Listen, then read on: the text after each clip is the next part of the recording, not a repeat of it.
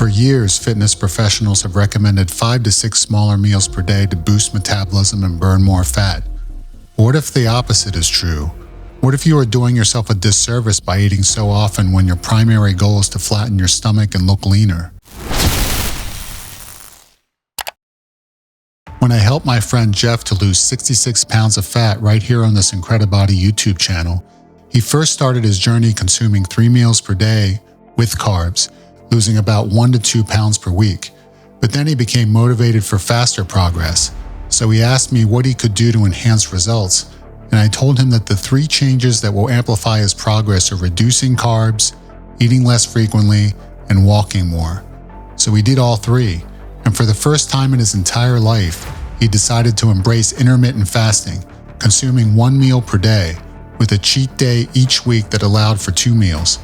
During this time, his weight loss went from 1 to 2 pounds per week to 5 to 7 pounds, meaning he often was losing 1 pound per day by cutting out carbs and eating 1 large protein and fat-based meal. To many, this sounds extreme, especially if 5 to 6 small meals has been the gospel you've been fed. But is it really extreme? Or is it a perfectly healthy way to burn fat and increase energy levels? The reason fasting promotes fat loss is because insulin, a fat storage hormone, is produced when eating, so if the goal is fat loss, then reducing insulin to the lowest levels will provide faster results.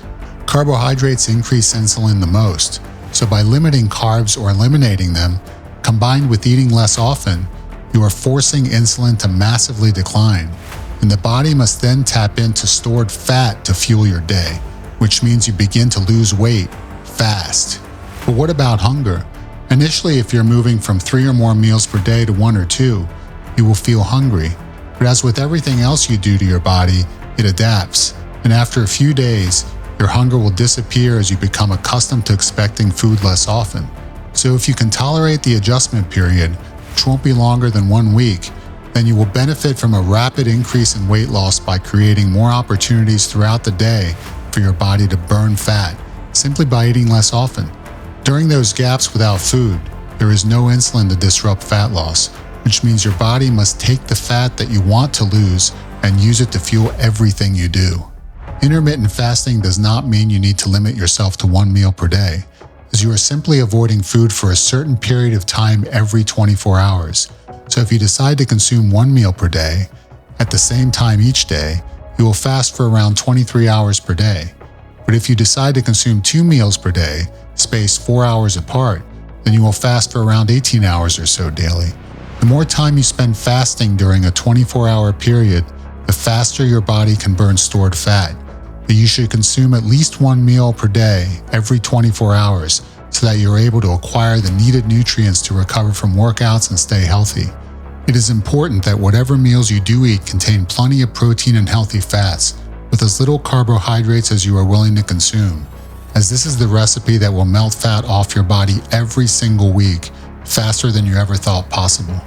What's nice about intermittent fasting for fat loss is that you can consume more food at 1 or 2 meals per day that you can get away with when eating more frequently, so each meal will feel more rewarding.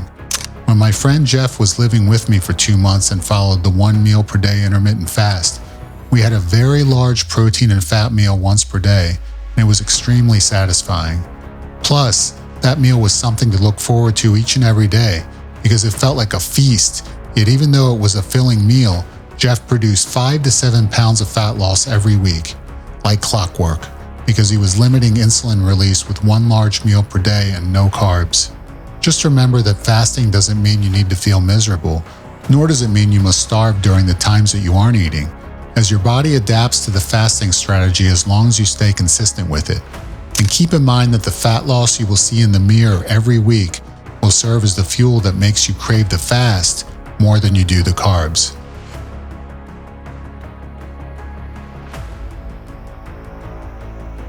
Before you go, I have 2 small favors to ask. Please hit that subscribe button and give this video a thumbs up. It only takes a second, but it tells YouTube this mission is worth sharing.